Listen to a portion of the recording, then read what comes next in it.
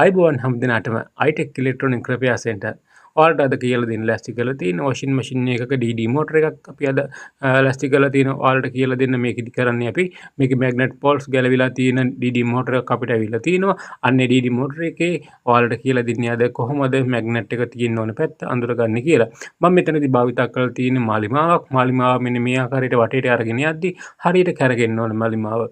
එහෙම නැති වුණොත් මේ magnet poles තියෙනවා වැරදි. ඔයාලට පේනවා මේ තියෙන්නේ මට රිපෙයාර් එකට එන්න කලින් කරපු කෙනෙක්ගේ රිපෙයාර් එකකදී magnet poles හරියට සම්බන්ධ කරලා නැහැ. තනින් වැරදි දිශාවන් වලට තමයි සවි කරලා තියෙන්නේ. කියන්නේ මෙතනදී magnet poles සවි කරන දිශාවක් තියෙනවා.